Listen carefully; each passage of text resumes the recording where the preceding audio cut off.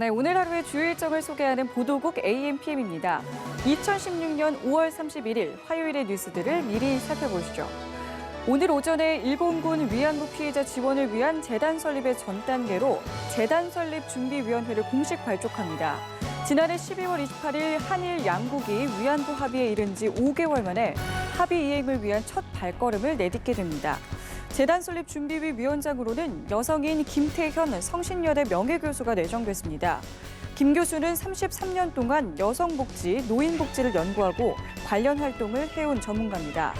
김 교수는 준비위 1차 회의에서 호선 방식으로 공식 위원장에 선출될 예정이며 특별한 이변이 없는 한 이르면 다음 달 출범 예정인 재단 이사장을 맡을 것으로 알려졌습니다.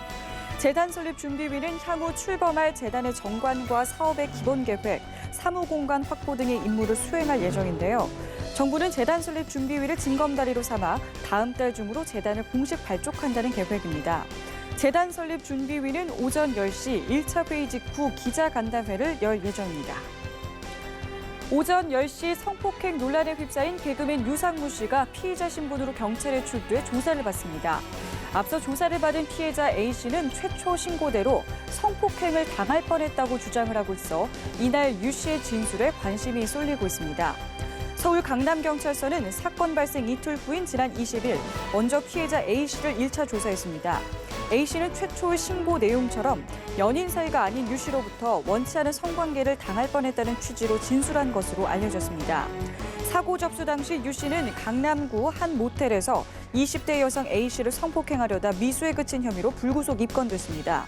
하지만 유 씨는 A씨가 자신의 여자친구이며 성관계를 거부해서 관계를 하지 않았다고 주장한 반면 A씨는 유 씨와 그저 아는 사이라며 엇갈린 반응을 보여 논란이 불거졌습니다.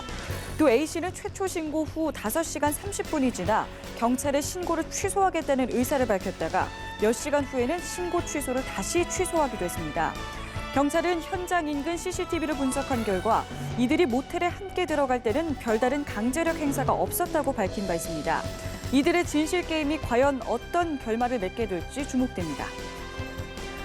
오후 1시 무소속 유승민 의원이 성균관대 법학관에서 경제 위기와 정치의 역할을 주제로 특강을 합니다. 총선 후 오랜만에 공개 행보를 하는 것이어서 전가의 관심이 쏠리고 있습니다. 유 의원 측은 대학 측의 초청으로 강연을 하는 것이라며 지난해 11월 24일 경북대 특강 이후 처음이라고 말했습니다. 당시 새누리당 소속이던 유 의원은 강연에서 세금과 복지에 대한 합의가 필요하다며 증세 없는 복지는 불가능하다는 자신의 정책적 신념을 거듭 강조한 바 있습니다. 이에 따라 4.13 총선 이후 지역구에 머물면서 조용한 행보를 보인 유 의원이 강연 정치를 통해서 본격적인 대외 행보에 나서는 게 아니냐는 관측이 나오고 있습니다. 현재 유 의원은 지난 4.13 총선에서 무소속으로 출마해서 4선에 성공한 뒤 지난 4월 19일 복당을 신청했습니다. 네, 오늘 준비한 소식은 여기까지입니다. 지금까지 보도국 AMPM이었습니다.